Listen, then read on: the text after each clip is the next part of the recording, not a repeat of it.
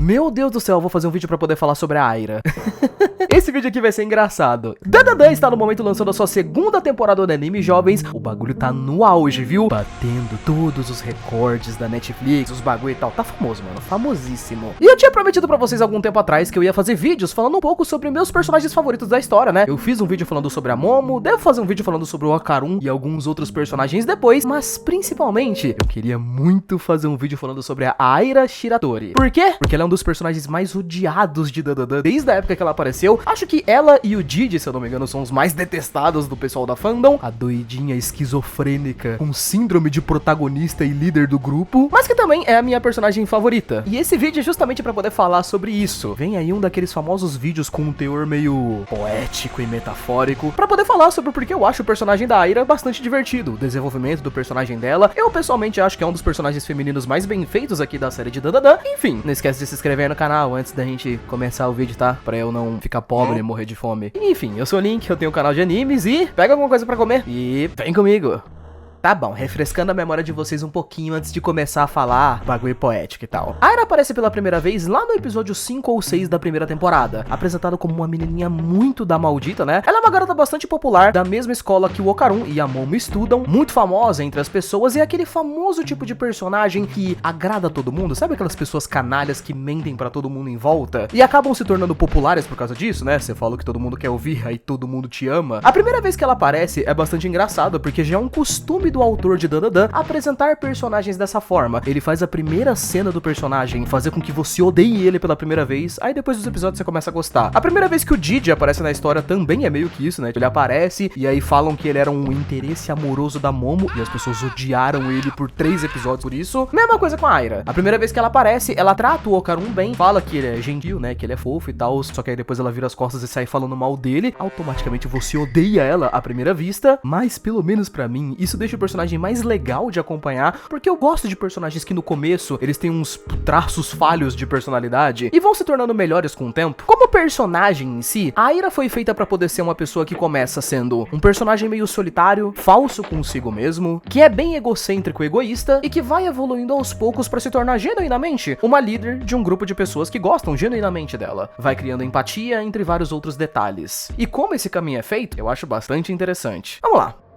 Todos os personagens de Dandadan, se vocês forem olhar desde o começo da história em si, eles sempre têm alguns detalhes mínimos que vão fazendo com que o personagem seja mais facilmente identificável, digamos assim. Sejam detalhes meio bestas, tipo, a Aira não gosta de barulho, por exemplo, então quando ela ouve algum barulho muito alto, brigas ou música alta, ela tampa os ouvidinhos dela. Ou então outros detalhes como a forma como ela realmente se esforça bastante pra ter um visual maneiro, ela se veste bem e tal, enquanto a Momo simplesmente não se importa com nada. Quando ela é apresentada pela primeira vez, o que você consegue absorver de um personagem que mente pra todo mundo em volta pra fazer todo mundo ficar felizinho e ficar em volta de você? Você pode pensar em coisas básicas, como que claramente esse é um personagem meio falso, mentiroso, egocêntrico, mas você pode ir um pouco mais a fundo e também pensar que a Aira, na real, é um personagem meio solitário, né? Não é uma parada meio triste você tentar ficar se transformando para as pessoas em volta gostarem de você, mas isso rapidamente vai evoluir quando a gente chegar naquele arco, né, onde a Aira consegue a alma da acrobática sedosa, porque ela tá meio que tentando salvar o Okarun, porque ela acha que a Momo é o demônio. E nesse arco em si a gente vai ter um momento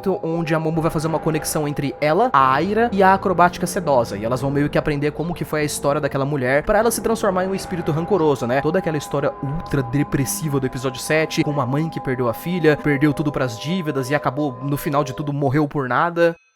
E nessa cena, a gente vai ter o primeiro passinho pro desenvolvimento do personagem da Aira, que é que quando a acrobática sedosa for morrer, ela tava delirando achando que a Aira era filha dela. E aí nesse momento final, a gente tem essa cena, onde a Aira não fala nada. Ela só diz um eu te amo, dá um abraço, garantindo que aquele espírito consiga morrer e ir embora em paz, sem arrependimentos. Eu já vi vários comentários na internet falando sobre como foi interessante a ideia de que a Aira era o personagem certinho pra poder confortar esse espírito na hora da morte. Afinal de contas, é justamente a Aira que era esse personagem, né, que mente pra agradar os outros. E essa daqui, na real, é a primeira vez que ela faz isso, só que sem a intenção de ter alguém em volta dela ou de se tornar popular. Ela simplesmente faz isso por empatia pra outra pessoa. E é nesse ponto que a gente começa a desenvolver esse arco de liderança, porque, né, a Aira, ela tem um delírio na cabeça dela que ela é um personagem que pra ela é a protagonista de Sailor Moon, tá ligado? Ela se autodeclara líder do grupo e de alguma forma ela consegue ir evoluindo até realmente se tornar líder do grupo. Agora, pra você que tá assistindo aqui a história, o que você acha exatamente que tem que ser um líder de um grupo? Coloca aqui nos comentários pra poder ver se você acha ou não que a Aira se encaixa nesse ponto. Na maioria dos animes shonen, se a gente for pensar, a maioria dos líderes de grupo, digamos assim, eles são sempre o cara mais forte do grupo, né? Tipo, o Hokage da vila tem que ser o cara mais forte, pelo menos na maioria das vezes. Ou então, se você for pra One Piece, sabe? O líder de um bando de piratas tem que ser o cara mais forte do bando pra conseguir segurar as rédeas dos outros personagens. Mas a grande realidade é que um líder nem sempre tem que ser o cara mais forte, sabe? O líder tem que ser o cara que melhor consegue fazer o papel de liderar, né? O cara que consegue extrair o melhor do grupo, que conhece todos os membros à sua volta, que se importa com todos os membros à sua volta, e em geral, é o cara que se jogaria na frente de um ataque pra salvar algum membro do seu grupo. Isso é exatamente o oposto do que a Aira é no começo da história, né? Se a gente for pegar pra falar sobre a história dela em si, ela é esse personagem que, como eu falei, começa com um traço de personalidade de que ela é narcisista, ela é egoísta, ela é solitária, porque ela cresceu sem uma mãe. E por conta de não ter recebido tanta atenção assim quando criança, ela cria essa personalidade onde ela se preocupa muito com a própria aparência, a forma como as pessoas olham pra ela se veste muito mais exagerada do que todos os outros personagens da história, ela é mó dripada por nenhuma razão, e isso tudo por quê? Preocupação com o que as outras pessoas à sua volta vão pensar. Ela pensa muito em si mesma, mas não nos outros. A partir do ponto onde ela conhece a acrobática sedosa e tem aquela primeira interação de empatia, isso começa a evoluir na história. Principalmente por causa da Momo, do Okarun, do Didi e dos outros personagens que vão aparecendo. A Aira recebe essa chance de evoluir porque ela recebe um grupo de amigos que sabem como ela é, sabem que ela é meio folgada, meio doidinha e surtada, e a partir daí ela começa a ter espaço pra não precisar fingir as coisas. Esse arco que tá rolando no anime, por exemplo, eu acho que no próximo episódio já deve rolar isso, um episódio onde o Okarun, por exemplo, e a Aira eles vão treinar juntos, e aí quando o Okarun elogia ela só responde tipo, ah, valeu, e ela mesma percebe que geralmente nesses momentos ela deveria dar um elogio de volta, ela geralmente tentaria deixar o cara mais confortável, só que mentindo. Dessa vez ela não fez isso. Ela começa a sentir essa mudança nela, onde ela vai cada vez ficando mais verdadeira. Isso daqui já é um pouco de spoiler do que vai rolar no anime nas próximas temporadas, então eu sei que tem umas pessoas que surtam com spoiler, então, ó, tem spoilers aqui, tá? O próximo arco da história que vai rolar depois dessa temporada aqui do anime, acredito eu, é o arco da invasão alienígena. Nesse arco vai ter toda uma tensão, onde ela realmente vai começar a se colocar como líder. E eu acho muito bonitinho que a razão pela qual isso acontece é principalmente porque aqui a Aira fez amigos de verdade. Ela não precisa ficar mentindo pra agradar o pessoal em volta dela, como Momo e Okarun, pra eles ficarem ali por perto. O arco da invasão dos alienígenas tem toda uma situação muito tensa, onde tem uma galera tentando invadir o planeta Terra e eles estão tentando lutar pra salvar todo mundo. Então, nesses pontos de tensão, a Aira se coloca como uma pessoa bem crítica até ela. Ela critica as técnicas, os planos dos aliados, ela toma frente em um monte de situações e vai ganhando pouco a pouco características de um líder de verdade. Tanto é que em alguns momentos os personagens ali vão até reconhecer ela como líder do grupo e ela vai ficar meio sem jeito, e as coisas vão rolando mais e mais dessa forma. A cada arco que passa, a Aira ela vai começando a virar tipo o personagem que mais apanhou durante o mangá inteiro. Principalmente porque ela vai começar a sempre tomar umas porradas que era pra outros membros tomarem. Em um arco, ela vai tentar salvar tal pessoa e vai tomar uma porrada. Em outro arco, ela vai ser atingida porque vai se jogar na frente de um golpe que era pra pegar em outra pessoa. E mesmo assim, ela vai tentar se manter à frente. Ela vai tentar comandar as situações e vai se tornar realmente uma personagem de liderança. O que pra mim já é um baita ponto de você pegar um personagem que vai de egoísta pra líder de grupo.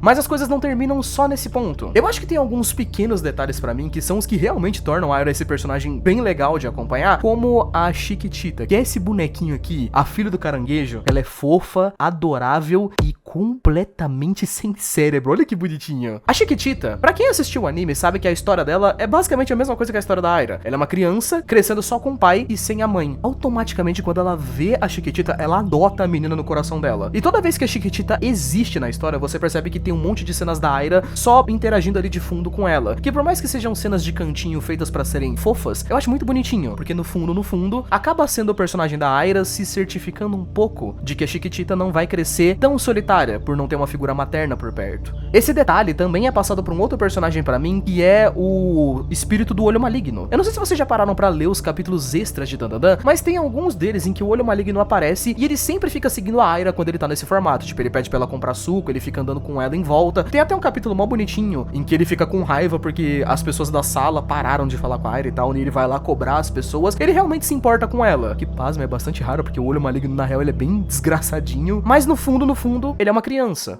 E pasmem, assim como a própria Chiquitita, ele também cria apego com a Aira. Detalhes pequenininhos, sabe? Mas que deixam um personagem bem legal. No fim das contas, cara, eu acho que o que torna a personagem mais desgostável pra algumas pessoas é a mesma razão pela qual as pessoas acham isso do Didi, que é, a Aira é uma espécie de rival amoroso pro Okarun e pra Momo. Já que ela gosta do Okarun durante toda a história, e a mina é atacante, né, mano? Todas as oportunidades que ela tem de dar em cima do Okarun, ela dá, tipo, toda hora você vai olhar, ela tá olhando pro Okarun com uma cara de sede de romance. Só que eu vou falar pra vocês como uma pessoa que, mano, eu tenho uns 200 vídeos falando mal de anime de romance. Eu não gosto de animes com rivalidade amorosa. Eu acho que em Dandadan isso funciona muito bem. Ué, Link, por quê? Primeiro que eu acho que aqui é bem escrito, né, e aí já passam umas outras obras que eu acho que é feito com a bunda, mas principalmente porque eu acho que aqui isso cria um drama legal entre os personagens da história. Se vocês forem lembrar bem, a Aira, ela começa a gostar do Okarun lá na primeira temporada, depois que ele fala uma parada fofa, né, ele fala que meio que ajudou ela tava precisando de ajuda, e se tem alguém precisando de ajuda, isso é o certo a se fazer. Eu tava vendo alguns vídeos de revisão de personagem de Dandadan, de uns canais gringos que eu gosto bastante, e muitas pessoas destacaram essa ideia de que como essa também é a premissa da Aira, sabe? Só que de formas diferentes, tipo, o Okarun também é um maluco solitário, o Okarun também é esse personagem que gosta de ajudar os outros, e no caso da Aira, ela fazia isso do jeito errado. Ao invés de ajudar os outros contando a verdade, ou ajudando quando as pessoas precisam, ela mentia pra fazer as pessoas se tornarem mais confortáveis. Isso só atrapalhava ela e os outros. Então, à primeira vista, não é lá algo muito absurdo ela ter gostado do Okarun. Ele é inocente, sincero, fofinho. Querendo ou não, mano, ele tem um drip do jeito dele, mas ele é dripado. Em recentes capítulos extras da história, a gente viu pela primeira vez o pai da Aira, e percebam no design do pai dela. Ele é literalmente o Okarun, só que mais velho. O que eu acho bastante bonitinho também, porque além de mostrar que a Aira tem uma relação legal com o pai dela, né? Geralmente quando você tem uma relação legal com seu pai e a sua mãe, pessoas pelas quais você vai se apaixonar tem uma chance mó grande delas serem, tipo, parecidos com seus pais. Então a Aira ter gostado do Okarun inicialmente pode ser tanto pela parte da inocência, pela parte da admiração, e também porque lembra o pai dela, sabe? Então tem vários motivinhos ali. Eu realmente acredito, jovens, que a Aira, ela não gosta romanticamente do Okarun. Ela só admira ele e ela não sabe exatamente o que é gostar ainda. E eu acho que esse é um ponto que vai deixar a história bastante legal, porque pra quem leu o mangá, sabe que hoje em dia, né, Momo e o Okarun, eles já estão praticamente só esperando pra ficarem juntos. Eles já se declararam, eles já sabem que um gosta do outro, mas a Aira ainda não sabe. E não é como se isso fosse destruir a história, sabe? A Aira, ela tem uma relação legal com o Okarun. Eles são amigos. E detalhe, ela tem uma relação legal com a Momo também. É facilmente a melhor amiga dela. Eu diria até que mais que melhor amiga, elas se tratam como se fossem irmãs, que elas fingem que elas se odeiam, mas na verdade você vê que elas se gostam muito. Então você tem vários detalhezinhos aqui e ali, sabe? Quando o Okarun e a Momo ficarem juntos, eu acredito que vai ser algo bastante interessante pra ver qual vai ser a reação dela. Como ela vai superar isso, sabe? Porque ela não pode simplesmente começar a odiar a Momo, porque elas já são muito amigas. E ela também não pode odiar o Okarun por gostar da Momo, porque eles também são muito amigos.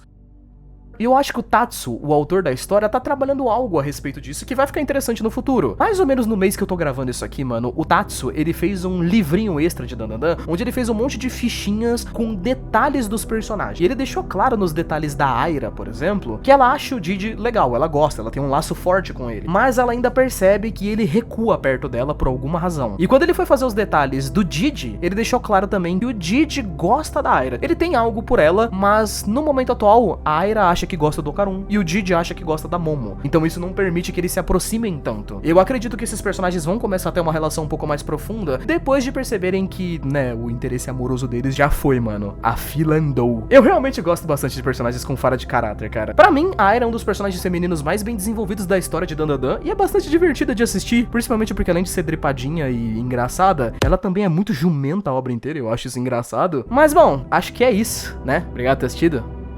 Tchau.